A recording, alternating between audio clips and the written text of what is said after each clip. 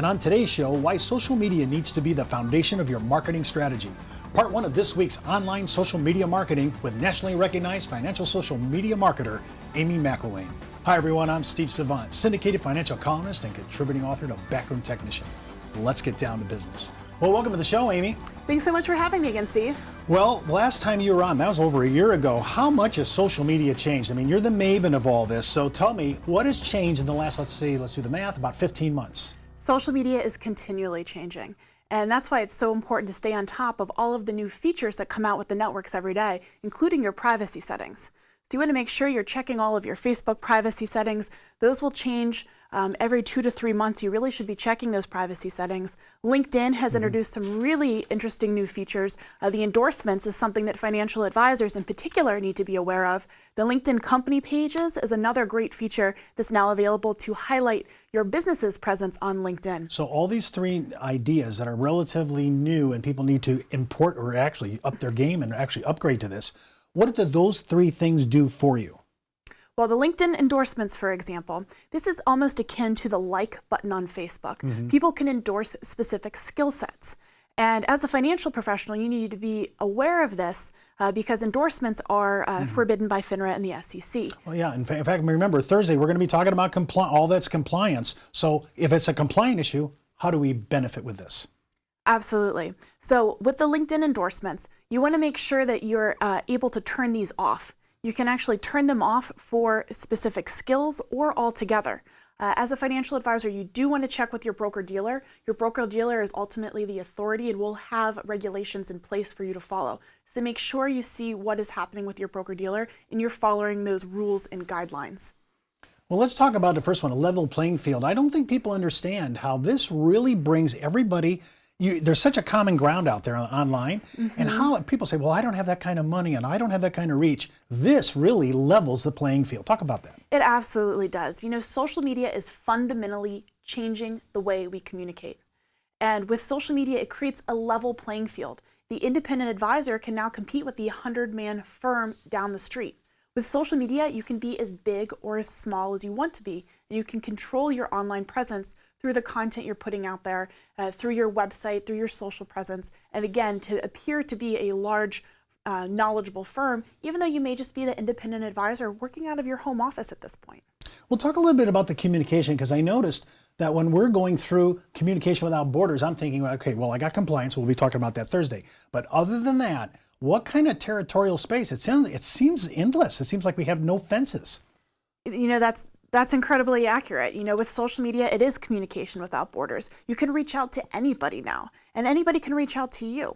So with social media, you can send a tweet to the president. You can send it to John Travolta. You can really reach out to anyone. And a great way I'm seeing advisors taking advantage of this is particularly on Twitter, being able to reach out to media and get those media placements.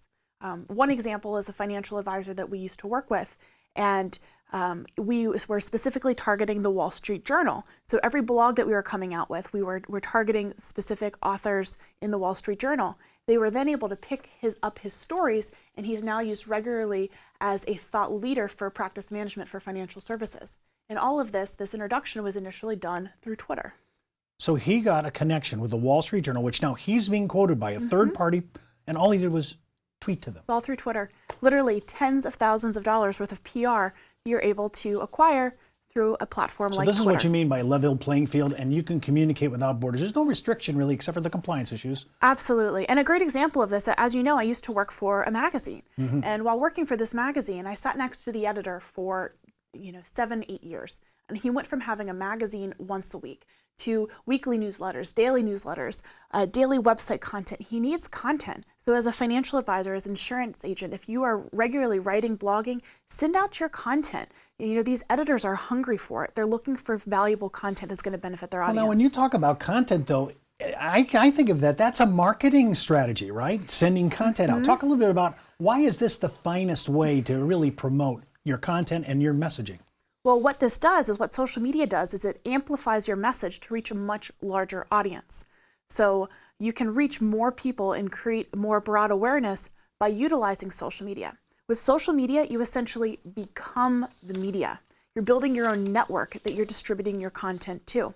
And while I often say that it's marketing at its finest, One of my favorite aspects about this is you're not just throwing spaghetti against the wall and hoping that it sticks. You can actually see what's working. Free tools like Google Analytics allow you to see how much traffic is coming specifically from LinkedIn, Facebook, Twitter. So you actually know what's working and you can allocate your resources and, more importantly, your time to the most effective channels. Now, it sounded like also when you just mentioned that you're using 3 to 4 social media platforms. How is it standalone use, or no, this is integrated? It's very integrated. And each channel has its own specific voice. How you communicate on Facebook is going to be very different than how you communicate on Twitter. Twitter is very much what's happening right now. It's this instantaneous feedback. Whereas Facebook is going to be more personal. It's about growing those relationships and showing the human side behind the business. When we come back from the break, we're going to talk about more with Amy about social media. We're dipping our toe in it today. We'll be right back in about 30 seconds. Back in the day, life insurance professionals were called field underwriters. Then, carriers trained their field force in the basics of life insurance underwriting. Today, the insurance industry doesn't educate the agent population as they once did. But now you can have the Informed Risk Guide at your fingertips so you can illustrate a reasonable rate class for your life insurance prospects. Just request your copy of the Informed Risk Guide at downtobusiness.ashbrokerage.com. It's free from Ash Brokerage, the practice enhancement company. Well, welcome back. We're talking with Amy McElwain, the maven of marketing and social media. Let's talk about this graph. This is the one where I know all our analytics. Remember, we got a lot of advisors that are very analytic about planning, strategies and so forth. Here's a marketing map. Walk me through this and show me what's going on here. What you're seeing here, this is the Google Analytics from one of our clients. Google Analytics is a free tool that you can apply to your website, and it allows you to see where your traffic is coming from, the sources, as well as a plethora of other items, such as how much traffic you're getting, which pages are getting the most views. This is just a snapshot of the traffic sources. And as you can see here, LinkedIn is one of the main traffic drivers to this client's website. Facebook, Twitter are among the top as well. And one of the key reasons here is with the whole content strategy, the core of it's really your blog and having fresh, relevant content.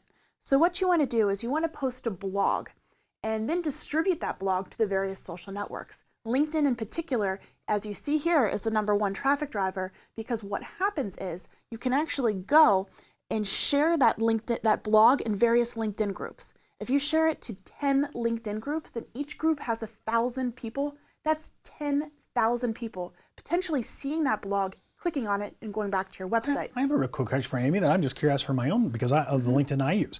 How many people that join LinkedIn groups actually opt in for the mail digest that you receive every day from that group?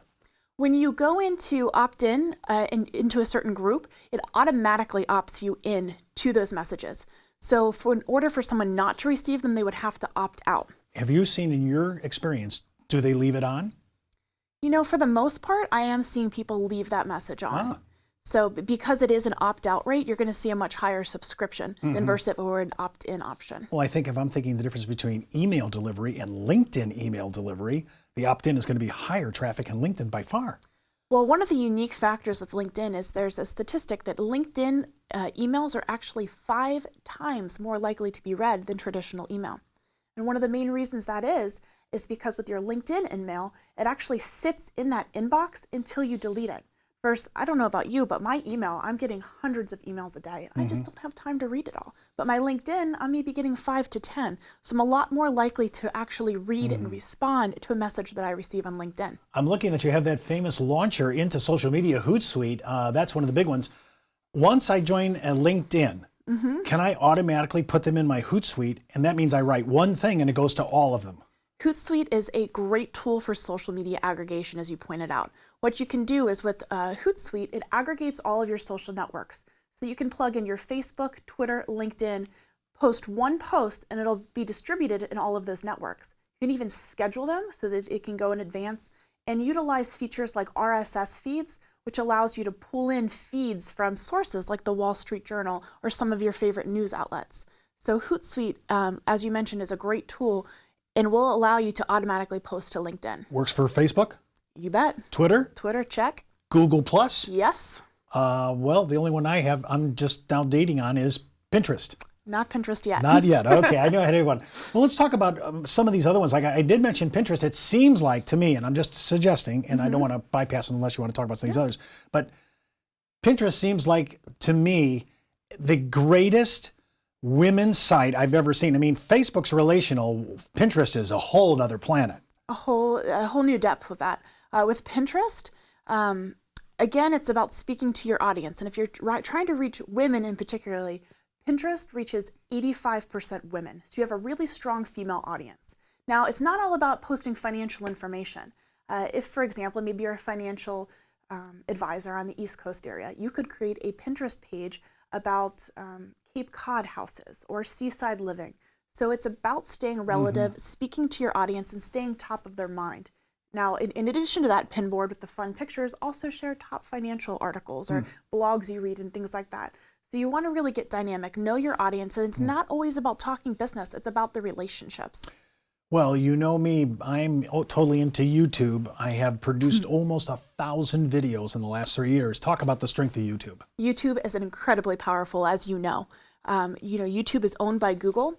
So by utilizing YouTube, you're able to appear higher on the Google search engine rankings, create more visibility, and add this personality behind it. People are very visual. So when you can see you talking rather than just a recorded webinar or a phone conversation, it really adds a new layer to that dynamic and helps build trust. Tell me a little bit as we're closing our show. Talk to me about this session by the month. I looked at this, I said, this is a pretty cool graph. Yeah, this was actually some live statistics we had pulled from one of our clients. And you can see here, this is where they were just doing regular marketing, had their website, and then they started working with us and incorporating social media into the mix. And you can see just the huge jump in such a month of time into their website traffic. So this is previous. So this is the previous before they started having social media. They brought you on to do all their, and look at those numbers. Those are huge. When we're closing out, I'm thinking of this word of mouth. We talked about the other three, but the word of mouth on steroids, with about 30 seconds, let me know, what do you mean by that? It's word of mouth on steroids. You know, if you used to tell people a bad comment or were dissatisfied, I used to work at a restaurant and a sign hung and said, a happy customer tells 5, a dissatisfied customer tells 20. Wow. Well, today you can multiply that by 1,000 with the connectivity of social media. And the bottom line, Steve, is people are out there, they're talking about you, and they're talking about your business. And more importantly, they're listening. And if they're not listening to you, who are they listening to? Susie Orman? Wow. Well, that's our show for today. Remember, before moving forward, any of the ideas, always consult your tax advisor, legal counsel, or your broker-dealer compliance officer. And don't forget, you can view all our past episodes on downtobusiness.ashbrokerage.com.